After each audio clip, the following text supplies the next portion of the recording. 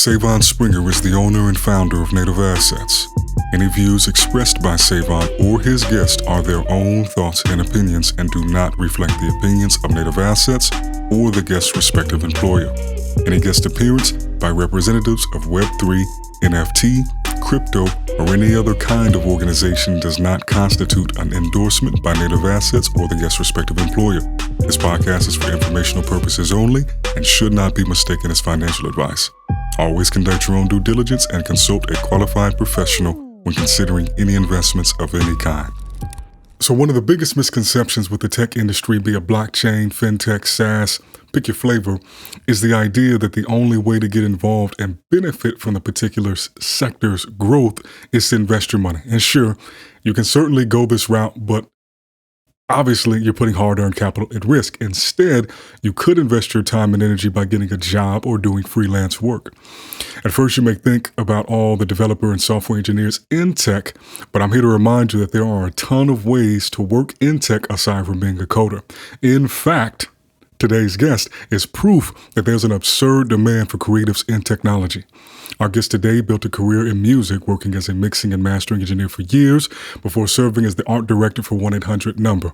In 2020, he founded Hypertek to deliver bespoke 3D, motion, and design projects for clients including YNW Melly, Lil Uzi, 24K Golden, Reister, and even Reddit.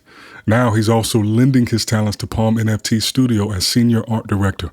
Mo, great day and welcome to the show. Thank you for making the time. I'm excited, man. That was a killer intro. I don't know what to say. It was great. I appreciate it, man. You know, as they say, all in the day's work, man. I really got to tee it up because these conversations can be a bit brief and, try to set that context as best as we can. So if you could just take a few moments and just introduce the people because, I think your work has been very multifaceted. And if you could just set the stage for this wider conversation about art and kind of how you got into NFTs and how you see that playing a role.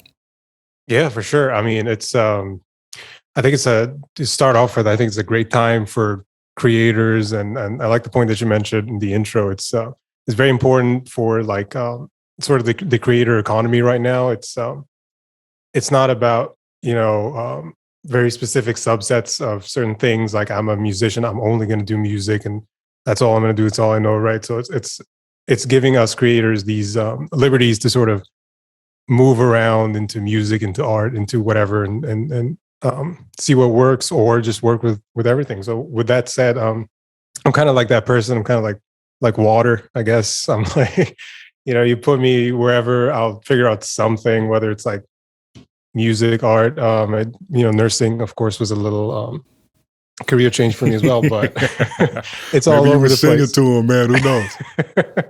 I did think about music therapy for a while, but I can't sing, so here we are.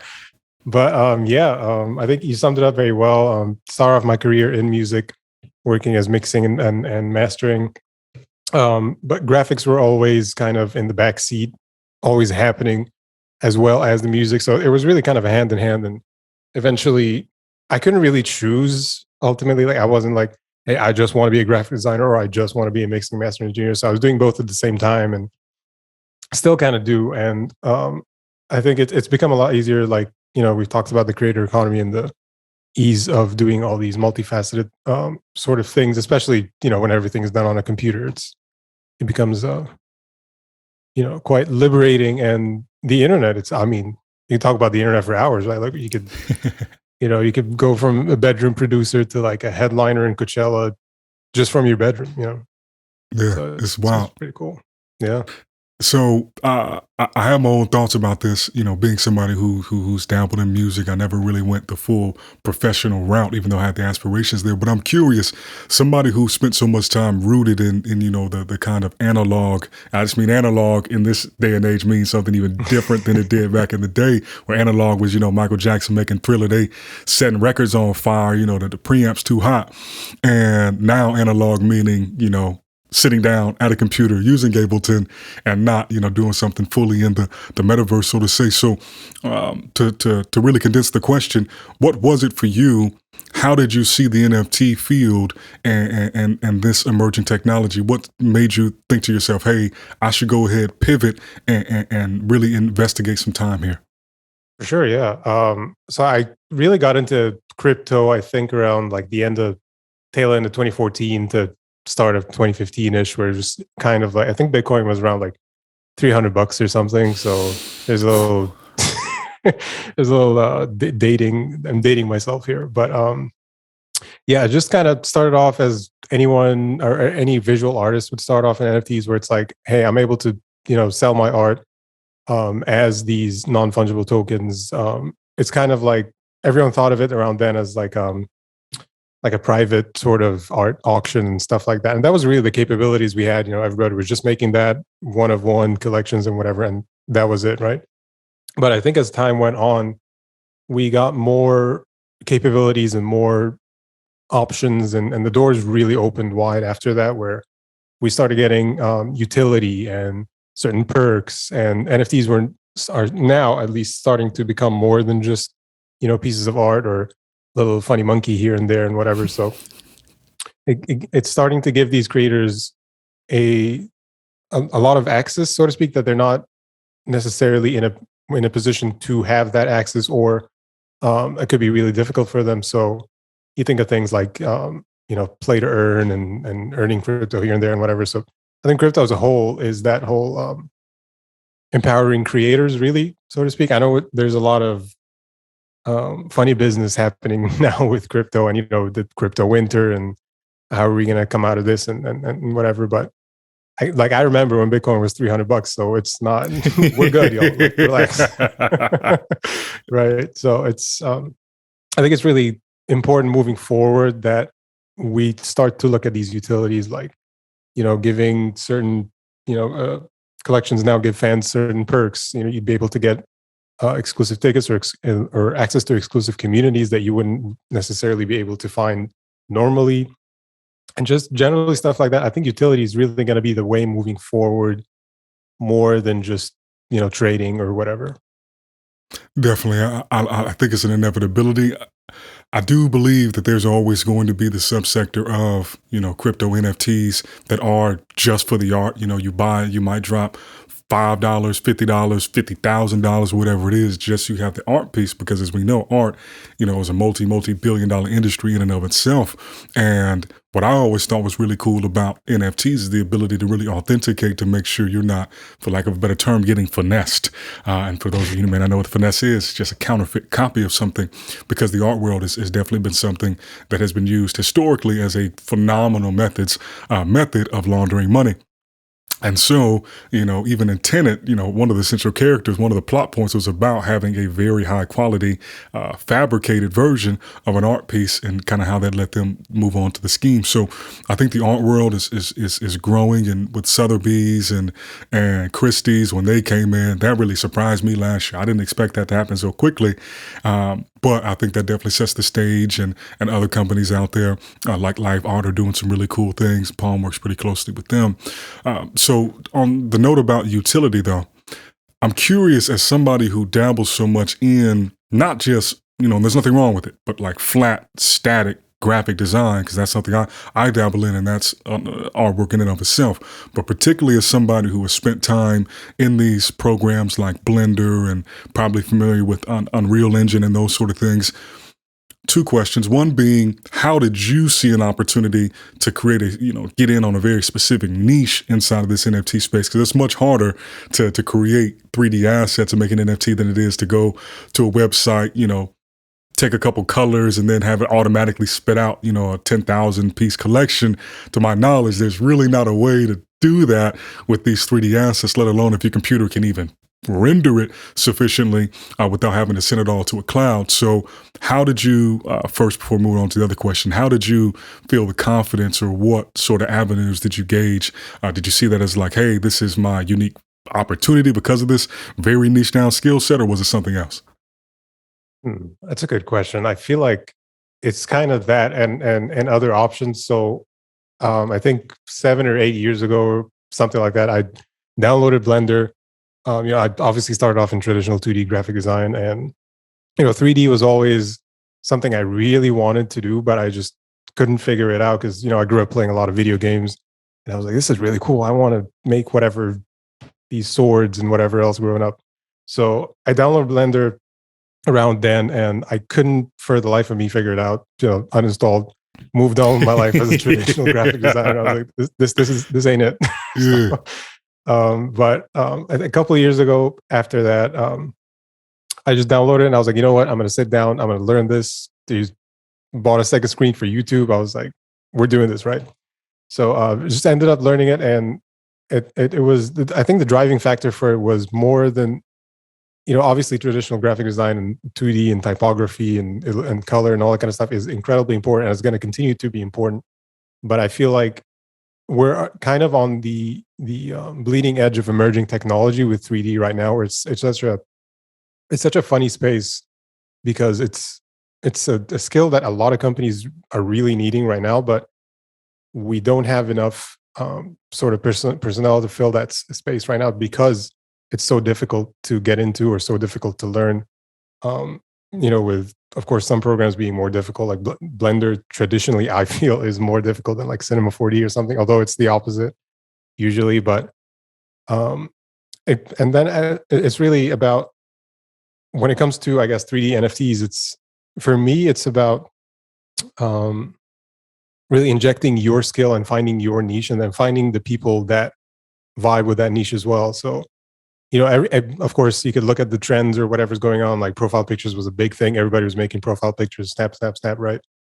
But there's always a way to put in your style, so to speak, into these things. Like, of course, you could just flip, whatever is popping right now and probably make some money doing it. But you want something that has some sort of longevity, at least, because I feel like we're coming out of that quick 2-week flip kind of project where,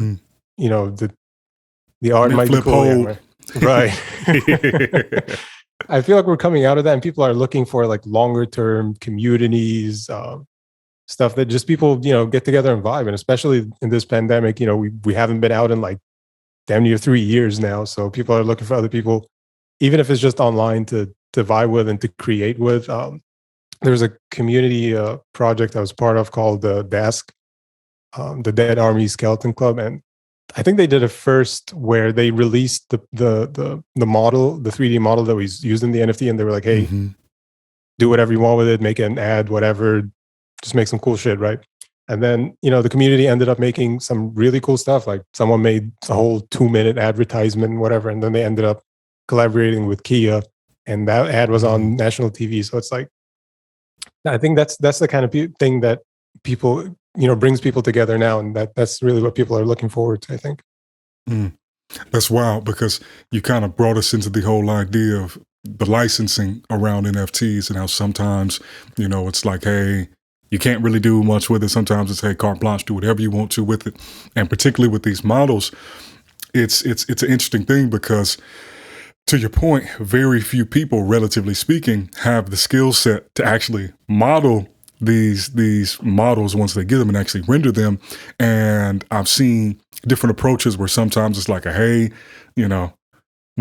it's not really our job. We didn't create this project so that you could go out and render it afterwards. We're merely giving you the capability to do it. So if you really want to take it further, that's on you. But then I've seen other approaches. For instance, there's a project I'm a part of called My Pet Hooligan, and they actually have an app. And so it doesn't allow you to render the entire body at this moment, but it basically uses like that Bitmoji technology, and just allows you to use your face to animate it. And we've seen, through Snapchat lenses and things like that, that become very popular.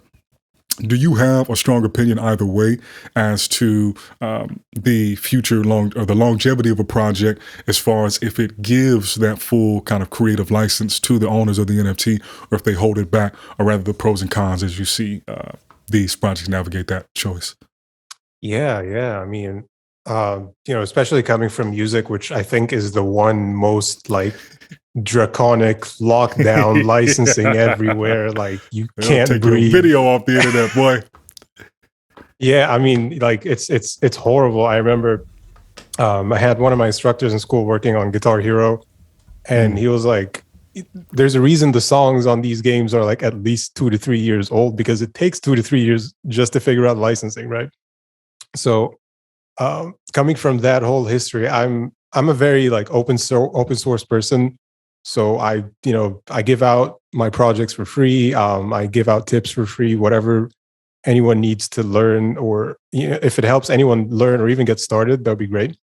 So I'm more of the mindset of less less licensing. I feel is the way to move forward, because then it gives people this, the power to also create themselves, that maybe they're not creators, maybe they've been, thinking, hey, 3D, to, graphic design, whatever, that sort of thing. And that helps them get started and, start creating and make money and put food on the table, just because of, one or two of the things, a project file or a tutorial or something like that.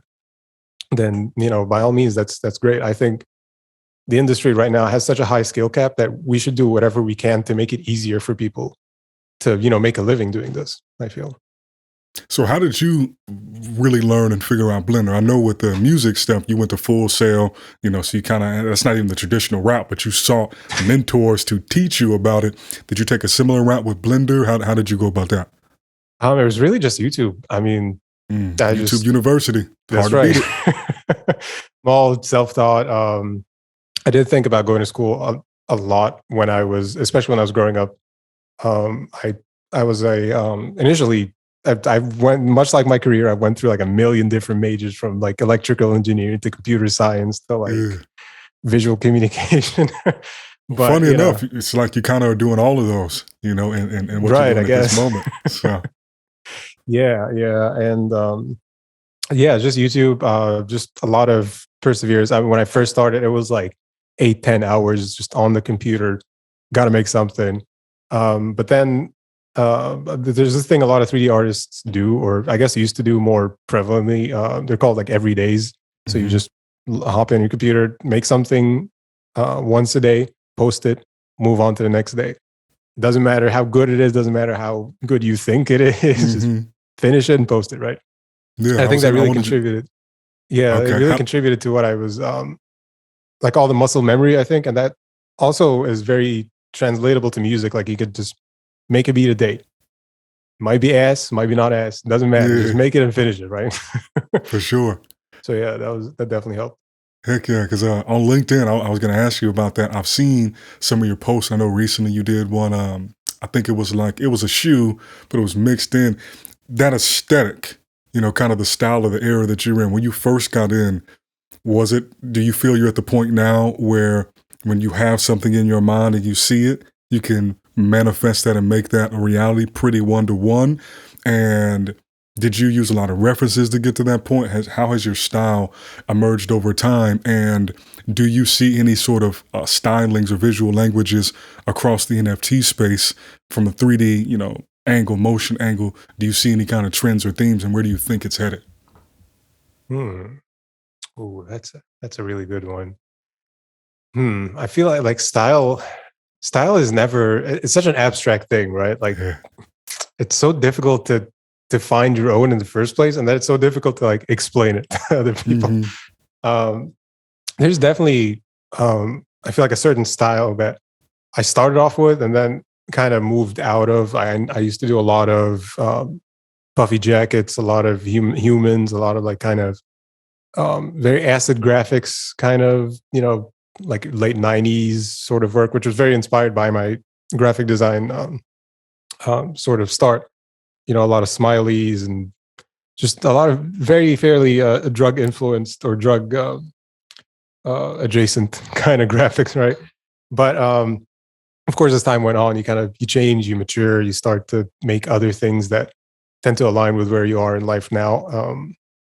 But of course, you could always like I think, was it Lil Wayne that said like that he started off like he learned music by just copying other beats kind of thing, and which I think is the best way to learn anything, really. Like if you're trying to do anything, just find something you vibe with, or just something that's like popping, and just copy it one to one. That's it. And then sort of reverse engineer how that worked, and you get to learn how all these pieces came together, and then you can take these pieces and apply them to something that's yours. But as long as you just learn the technique, I think that's very important.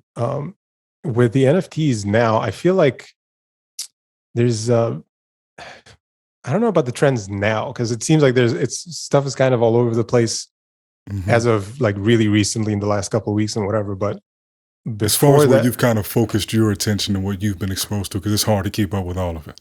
Oh yeah. Oh yeah. I mean, I'm in like 30 discords with like 6 different tools about stuff that's Yeah. going on and whatever. And I'm just like, this is a lot. But I feel like we're moving, especially for 3D, we're moving into stuff that's more easily relatable to people, whether it's like everyday objects or um, could be just like real life references, for example, like and I test that a lot with my Instagram too. So I would post, like I just posted one that's like the Balenciaga Triple S, a render of the Balenciaga Triple S sneakers. And people instantly were like, yeah, Balenciaga, we know this. So people tend to vibe with stuff that they recognize a lot, or at least is kind of relatable. But there's a little play area for me where it's like, I want it to be relatable, but I also want it to be really weird. Hmm. So it's like, you've seen this thing before, but you haven't seen it like that. Yeah. So I think that No. might be where we're heading, especially in terms of like everyday objects, so whether like jackets, shoes, stuff Hmm. like that. So And that makes sense intuitively because if we see something in the real world every day and you see something that very much resembles it, there's an easier way to kind of forge that resonance with it, whether it be emotional, psychological, aspirational, whatever. But given that it's in this very malleable format, you know, as a creator, I feel like there's an incentive or a desire to kind of play with it a little bit, particularly if you have the freedom to bend the rules on it a bit and make it almost hyper realistic, or something. Because otherwise, why would somebody? And there's a time and place for it, But for instance, NBA 2K. I remember when it first came out back in the day, and it was like, yo, you can see the sweat on them, and there was like this very direct tangibility of the realism to it because you want to feel like you're really playing in an NBA game. But then you have other applications where you may not want it to feel just like real life because otherwise you might be losing out on some of the benefit you could get by kind of having like a version of it that's turned up to 10, or it's like this is it but a little bit on acid, or a little bit hypnagogic. And I definitely feel like I can get that flavor from your work. Now, one of the last questions I kind of wanted to ask you, just to see where you're thinking about it, as I think about utility and NFTs that are more dynamic and evolve over time, whether it be features added or moved to it, or they respond to outside events like an athlete scoring a certain number in a game. How do you think about from a creator and art direction standpoint? How do you cross that chasm and kind of balance the scales between having functionality that can adapt over time and kind of the visual language of that inherent utility? If that question makes sense. yeah, for sure. I mean, like you think of NFTs, they're kind of twofold, right? You get the actual utility and the blockchain component and all that kind of stuff, and then you have the art part, right? I think we're at a stage where neither can exist without the other. Like Yeah. we got away with just the art part, Uh-huh. but now we need the other part too. So it becomes very important to have a good product with good utility and stuff that people actually want to use and like, and also have something really cool to show for it, because the art part is just sort of like the box, right? So you open the box and then there's the utility inside. So yeah, I think it's going to be kind of interesting moving forward because we can't lean on one side more than the other. Mhm. You can't really put out an NFT with no art, but all utility. You can't put just art. So, and I know there's a sort of a big movement of DAOs there. I think Friends with Benefits is one of the big ones that tend to kind of lean towards more of the blockchainy side and things like that. But I think that marriage is going to be important. I was just reading about. I don't remember if it wasn't like a project or a collection or a drop or anything, but someone had sort of a prototype of a car sharing app using NFTs, and that's really one way I feel we could achieve that kind of useful utility we were talking about. Is especially paired with Web3 as well, that useful utility of actually doing things. So instead of signing up with your credit card and doing all that mess, you could just sign up with a Web3 username, your .eth, your whatever, your ENS, Mhm. and just use it there. And I feel like that's going to be a big sort of shift or move where it's like, we have all these different accounts. You on Facebook is different from you on Twitter or whatever. And just having Web3 is going to unify that and the utility as well. And But yeah, that's it's kind of a whole different tangent. But Yeah, no, for sure, for sure. It makes me think about the whole digital identity use case, and it's like the kind of I guess test version of that has been the Google sign on, the Facebook sign on, because those are the most ubiquitous accounts that a large bulk of people have. But how do you then do that in such a way where you still have the pertinent information, where you can still hold people accountable for their on-chain behavior? Because otherwise you kind of wind in a situation people are like burning addresses. They borrowed a whip, they crashed the whip. It's like they cracking a credit card accounts or something. They just burn that joint and open the next wallet. And I'm very eager to see how that is navigated, because I think it also will allow us to get these more substantive, grounded, real life applications out of these different tool sets that so far have been very much contained in the box. Yeah, but it was just something I was curious to ask you, because thinking about both sides of the equation, kind of like you said they have to lean on each other. And so when you want to enable a certain utility, you probably ideally want it to look pretty dope, but then you have to think about, all right, what feasibly, how could this be represented in a dope visual way, and just kind of that communication, really bringing both those sides of the equation, the more technical and the creative, really to a unison. And I think the NFTs are really a phenomenal use case for that. Have you ever heard of the Zero from Nexus project? I don't think so.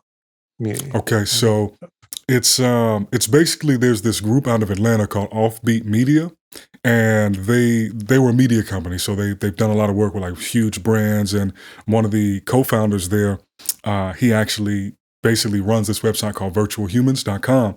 And what they did was they brought together a bunch of really kind of novel real-time capture technology. And so think like mocap, but they really brought it in, and then they did it in such a way that they can basically put somebody in a suit, mocap them, motion capture, and then stream them in real time. And so they've created this personality in the first one. His name is Zero, and this dude gets on like Twitch every day and is playing video games, but it's like a full 3D character that you might see. He kind of looks like the main character from Kingdom Hearts. Final Fantasy. Yeah, Final Fantasy. Yeah, but like literally how you and I are having this conversation, you can sit down and have a conversation with him, no latency. He's done presentations for Samsung, for like other events, and they also are kind of making it where they're releasing an NFT that if you're a holder will allow you to kind of influence the storylines and what characters they bring in. And so it's just really cool to see just how people are, taking the different components of blockchain verifiability, whether it be the governance side of it, whether it be the authenticity side of it, and really bringing these in. And given that so much of what they do is very rendering intensive, I just thought it might be something interesting to bring to your attention. Yeah, and like this looks really cool. I guess this is a great use case for that kind of like virtual influencer, virtual idol. Literally. I know Michaela is one of them. Yeah. That sort of thing. It's very stylistic too. Like I know we just kind of hit on the point of like real life versus, a stylized kind of look. And I feel like that just having these computers and having the 3D capability, it lets you do all this crazy stuff. Like you can't really have a dress made of chrome in real life, but you can have it in the metaverse, Yeah, no, for sure. And I definitely think we're going to continue to see that type of stuff. But obviously that's very fanciful and very, kind of escapist in a way. And that's dope because these technologies allow that. But I think we are increasingly going to see a way for people to bring it down, kind of to real use cases. So yeah, man, any final thoughts that you have, kind of just, whether it be a prognostication on where the space is going or anything like that before we wrap up? I'm excited, man. I mean, it's a great time. I think even though we're right now in crypto winter, that's fine. We're getting a lot of validation. A lot of companies are hopping in now, whether, for good or bad, but at least the space is getting the recognition, and people are actually trying to, build something more tangible, like you said, more real life. And it's really cool to be a part of that. And, I urge anyone listening to this, if you even have the inkling, you're like debating, should I start? What should I do? Do it. Just go ahead and do it. It's a great space. Love it. All right, Mo, well, if we could let the people know where they can find you, man. Oh, I'm on virtually anything. I'm on TikTok now, even though I'm 28. But I'm on Instagram, hyper.tech. I'm on Twitter, hypertek_. I need to unify all that stuff. But yeah, just look me up anywhere. It's Hypertek. You probably can find me. So. All right. Blessings, man. Thank you again for this. Thanks for coming on. I look forward to us doing this again real soon, man. Of course, man. This was a pleasure. All right. Take care. All right, you too.